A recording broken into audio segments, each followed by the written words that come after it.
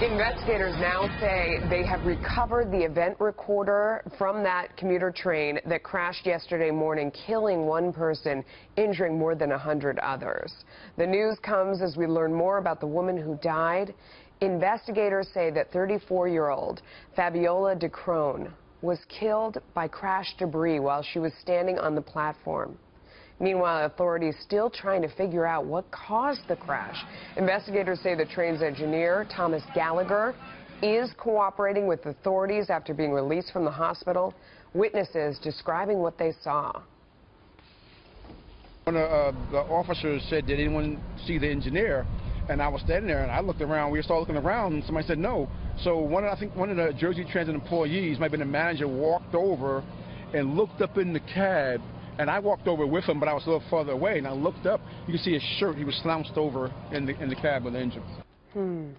All right, David Lee Miller is live in Hoboken with the latest. David, so how fast was the train going in the end? We had heard different reports.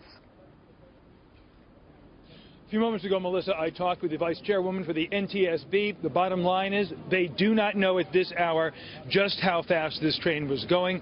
According to witnesses, anecdotal evidence suggests it was going much faster than the speed limit inside the terminal, which was 10 miles an hour. This train apparently going so fast that after it hit one of the concrete and steel beams, it literally became airborne. Much of this info is going to be on the data recorders. As you mentioned, one of the recorders has now been obtained by investigators. This was the recorder that was in the locomotive. In this case, that was the last car. This locomotive was actually pushing the train. There is still a second recorder. This was in the so-called control car. This was the first car that is yet to be obtained.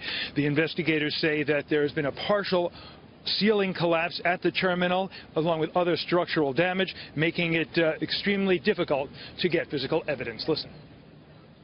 The destruction, if you can imagine, was just terrible. I came up as close as I could to the train within safe measures. So I was very close. We could see all the destruction. I mean, there are wires. It's very, it's devastation. So that's why we are concerned about the safety of our investigators. Now, Melissa, in addition to the data recorder they still want to get their hands on inside the terminal behind me, there were also cameras on board the train, forward-facing cameras, and there were also surveillance cameras inside the terminal itself. And this is information and data that authorities would still like to obtain and may help them in understanding exactly what happened here a little more than 24 hours ago. Melissa? And what more do we know now about the train's engineer? Well, we know that Thomas Gallagher was treated and released at a local hospital. They say he has worked for New Jersey Transit for 29 years, 18 of those years as an engineer. The NTSB says that they have not yet talked with him, but that they soon expect to.